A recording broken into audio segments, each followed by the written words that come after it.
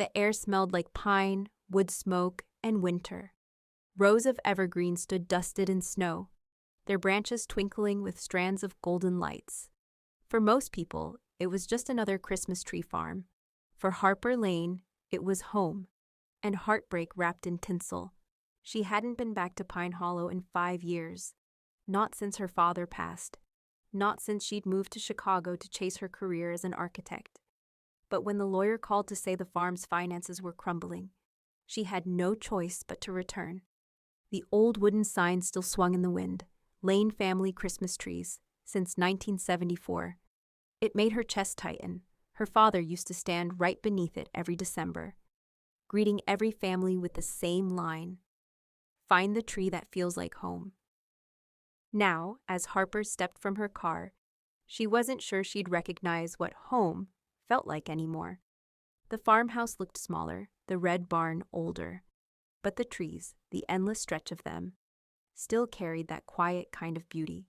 She was halfway to the office when a voice called out from behind the trees. "Careful there, watch the ice." She turned just as a man rounded the corner, holding an axe over one shoulder and a cup of coffee in the other. He was tall, flannel-clad, snow in his hair, and clearly at home here. "You must be Harper," he said, smiling. "I'm Mason Reed. I've been running the place since your dad." "Since before things got quiet?" Harper blinked. "Running it? You work here?" He chuckled. "More like living here. Your dad asked me to keep things going if anything ever happened to him. Guess that makes me the caretaker, or the fool, depending who you ask." She didn't know whether to thank him or tell him she planned to sell. Instead, she said, "Well, I appreciate what you've done. I'm just here to make sure everything's in order." Mason nodded slowly, that kind of quiet understanding that said he'd heard this before. "Fair enough. But before you make any decisions, you should see the place the way your dad wanted it to be." He handed her a pair of gloves. "Come on, walk with me." They moved between the rows of pines, snow crunching under their boots. Mason talked about the families who came every year, the kids who grew up taking pictures beside the same tree. He showed her the new saplings, the small handmade wreaths her father used to make by the dozen. Harper tried not to show how it all tugged at her heart. "You've kept this going alone?" she asked. He shrugged. "Your dad had a way of making people care. I just promised him I'd do my best." By the time they circled back to the farmhouse, dusk had fallen. The lights glowed brighter, painting the snow gold. Mason poured her a mug of cocoa inside the barn, and they stood in silence, watching the wind move through the trees. The next few days passed slower than she expected. She stayed in her old room upstairs, sorting through boxes of invoices and memories. Mason stopped by each morning with coffee and updates about the farm. What began as polite conversation turned to laughter, shared stories about her father, childhood holidays, and the ridiculous sweaters her mom used to make them wear. One morning, he found her sitting on the porch steps, sketching designs in her notebook. "You still draw like that?" he asked. "Some habits never die," she said. He smiled. "Your dad used to say you could design your way out of any mess." She looked down at the half-finished sketch of the barn.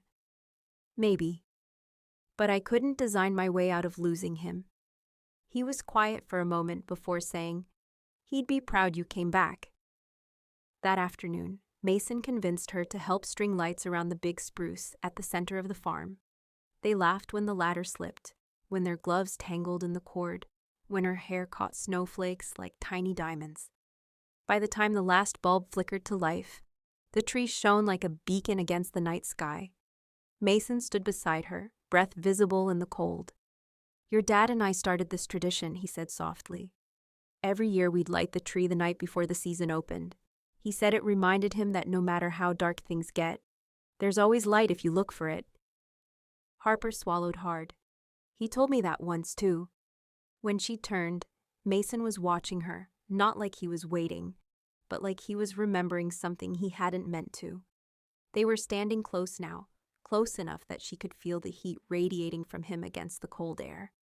The moment stretched, soft and certain, until she looked down and whispered, You really kept your promise to him, didn't you?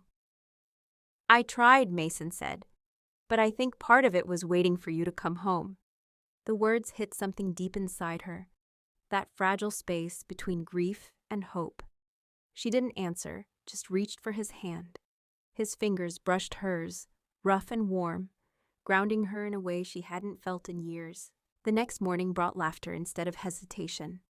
They worked side by side, helping a few early customers pick their trees, offering cocoa to shivering kids, and carrying heavy furs to car roofs.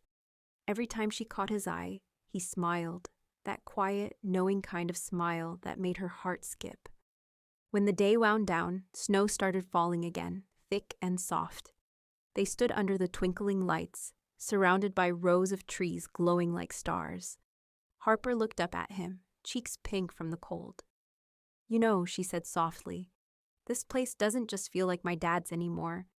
It feels like something new. Mason stepped closer. Maybe that's what he wanted, for you to find your way back, not just here, but to yourself. She smiled, tears pricking her eyes. He was always good at planning things. So am I, Mason said, voice low, teasing, but I didn't plan this. And before she could answer, he kissed her, slow, certain. The kind of kiss that felt like coming home. When they finally broke apart, snow still falling between them, she laughed softly. You know this doesn't mean I'm not selling, he grinned. I know, but maybe I'll make it a little harder for you to leave.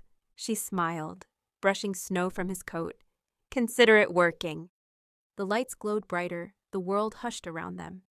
And for the first time in a long time, Harper felt the quiet joy of keeping a promise. Not just her father's, but the one her heart had been waiting to make all along.